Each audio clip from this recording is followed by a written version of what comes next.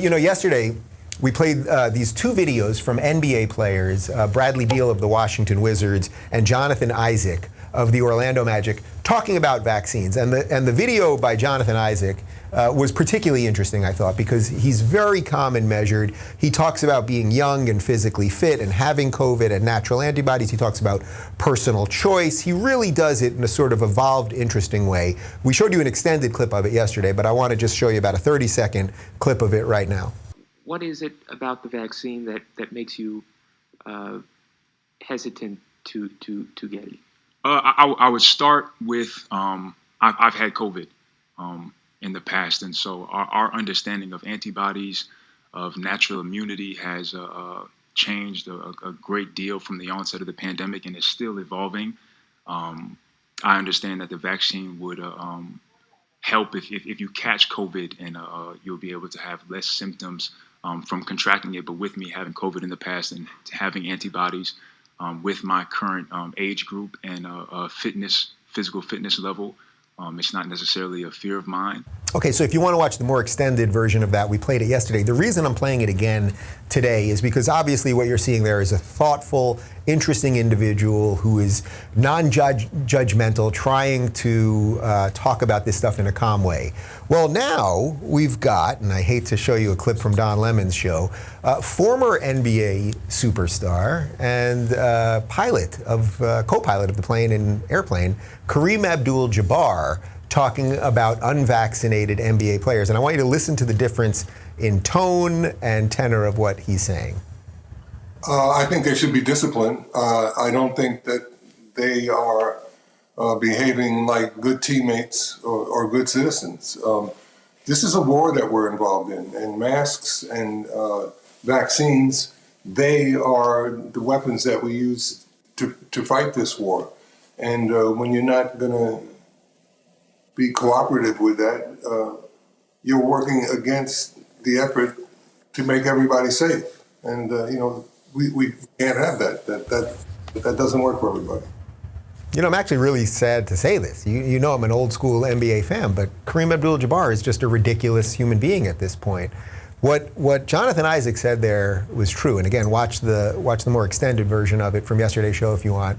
And it was thoughtful. What Kareem is saying is do what we want. It doesn't matter if you have immunity already. It doesn't matter if you're young and healthy and eat right and any of that stuff. Do what we want because we want you to do it. And if you don't do it, you're not a good person. Now, I would like to know, and maybe Kareem or Don Lemon could do a little research on this, how many NBA players have transmitted COVID to other NBA players during the games, where they're often sweating on each other and spitting on each other, and you can go to block a shot and your nails could get on somebody and they start bleeding. Was there a massive outbreak by NBA players, young person to young person, the peak of physical performance? That's what the shape that these guys are in. Did that ever happen? But Kareem doesn't care about that because we're watching this sort of massive brain experiment happening to everybody, where everyone seemingly, that is mainstream at this point, just wants to go along with what they are told.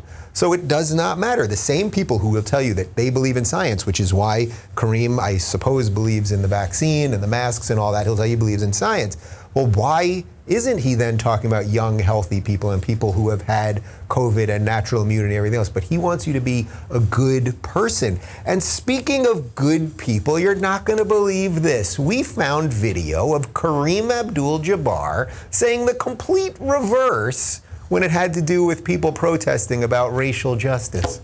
I'm really pleased to see the diversity of all the people that have taken to the streets and have not gone home.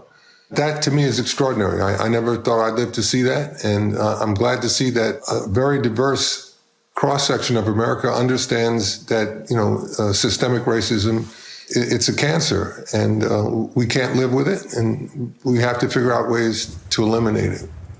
You get what we just did there? Kareem Abdul-Jabbar was very excited when all sorts of people, some wearing masks, some weren't, were protesting against systemic racism. He liked that diverse cross-section of people getting out there and about to protest racism, tear down America, down with the patriarchy.